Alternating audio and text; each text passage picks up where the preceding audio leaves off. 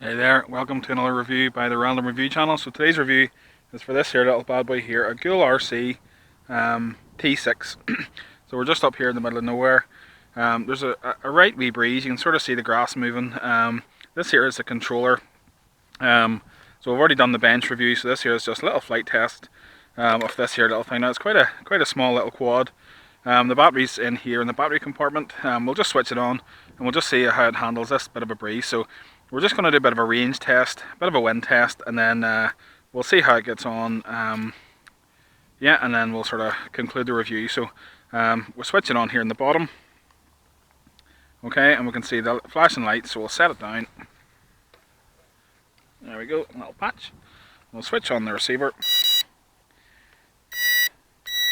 Bind it down to 0. And that's us bound. Actually, you know what, because of the grass, we'll do a hand launch here, I think.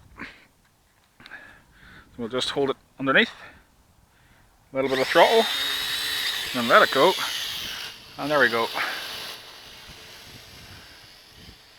Okay, so it's struggling against the wind a bit. The wind's blowing straight at me. Okay, so I've just upped the rate slightly, and we'll just let it come back a bit. And okay. So that's the rates now at 100%, so you can see now it can fight the wind a good bit better. It's possibly hard to see with this camera. Okay, so there we go. So we're flying about. It's actually, whenever it's at 100%, wow, the yaw rate is actually quite impressive on it. I'll just do a bit of yaw here while it's in front of me. Whoa. Okay, the yaw is actually a bit sort of sporty. I'll just try and bring it back down and show you that again. Okay, the one thing I would say is that really it doesn't take an awful lot of acceleration. Okay, so this is the yaw again. This is full yaw. Hold on, it's going in the wind. You can see when I let it go. Okay, so whoa, ah! We've crashed. There's no camera on this little craft, so it's just going to really be a range test. So we've switched it on, the battery's in here. This is the stock controller that comes with it. So we're just going to do a bit of a range test. You can see the sort of tree over there, and I'll add distances into the commentary. So we're switched on. It's quite breezy today, so we'll just put that down there. And forgive me, my camera's in my head, so we switch it on. To bind it, we hold up and down. It's now bound. And we'll just accelerate. Okay, so I'll try and remember to keep my head straight. So actually, while we're at it, we'll just change the rates. So you can see here the rate says 100% because to try and handle the wind. So we'll take it out towards the tree and we'll see how we get on.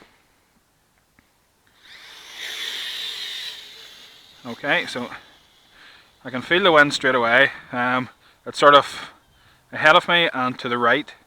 So quite a small little drone, or a little quadcopter, whatever you want to call it. It's really quite sporty. It's quite breezy. This here is quite light. I'm not sure how much you can see in the camera, but really quickly there we made it out towards the tree. But you can see if I just bring the quad back, you can see how much it's moving in the wind. So that there's me now. If I just get it hovering, that's me off the stick. So you can see it's blowing quite a lot to the right. It's quite windy, and it's not the trim because I checked the trim in my office. But I'll just give you a little idea of the yaw rate when this here is at 100%. Okay, it's quite sporty, so I wouldn't be surprised they'll crash it. Okay, so this is the yaw rate at 100%. Okay, whoa. Alright, so I hit the water. I'll just climb out this gate. Now, one reason why I'm not too fussed is because this little quadcopter is waterproof. So we'll just plop it into the water, which is something you wouldn't usually do. And we'll just take off, and that's it. Absolutely fine. Bit of water dripping off the skids, but apart from that, pretty good. So what I would say was that 100% wouldn't be for an absolute beginner. You can see that it does tilt quite a lot. You could lose control, especially with a yaw, quite quickly. But apart from that there, you know, I'll just bring it back. In a wind like this here, really it wouldn't handle if you turned it down too much. Like that's me coming back, and you can see there, it is pretty sporty. I would say it's very punchy. I'll just bring it in and do a little bit of a punch here. Now it is windy, as I said, so here goes. Here's a little bit of a punch. There we go. Now that was a little punch into the wind as well, so just bring it back down again. So another feature it has, which I haven't actually tried yet, is I think it does manual, or not manual flips, but it does automatic flips. So yep, there we go. Okay, so to do that function then, this top button on the right hand side here, there, if you can see my hand, you push it and then it beeps, and then whichever direction you hit the stick, it does a flip. So for instance, if I wanted to flip left, if I can just bring it in, if you wanted to flip left, we hold that button and then hit left and over it goes, and there we can see that it performed a flip.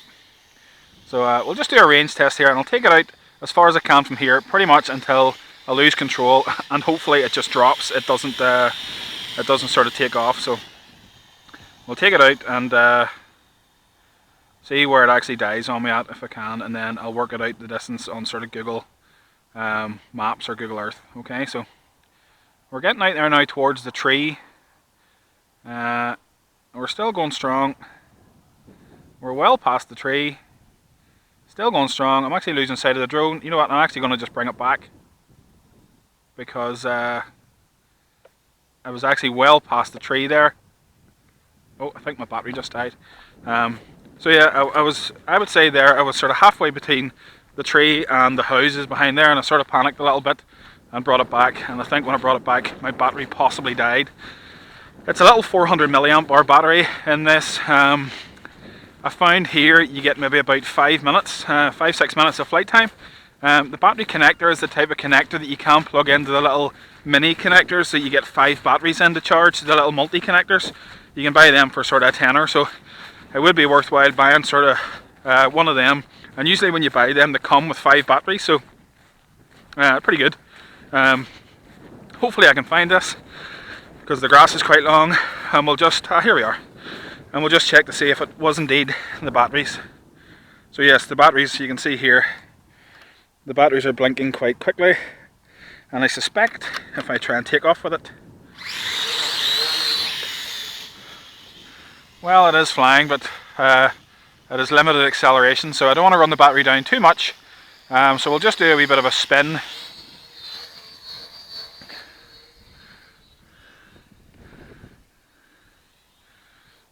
Yeah, that's the battery toast. So brilliant little quad for the money. The lower rate is very stable. I would say that the lower rate in windy conditions, you're pretty much not going to be able to fight against the wind. So obviously you turn the rates up. We'll just switch it off. We turn the rates off and we'll switch off this. There we go. Once you turn the rates off, then, or up, sorry, towards the 75 and 100, obviously the battery is having to work harder, so you're not going to get the same time out of it. Brilliant little waterproof quad. So you could take it out in the rain if it was rainy, but no wind. You could take it out, and if it plops into a puddle, it should be absolutely fine. So I hope you liked the second part of the review, and thanks for watching.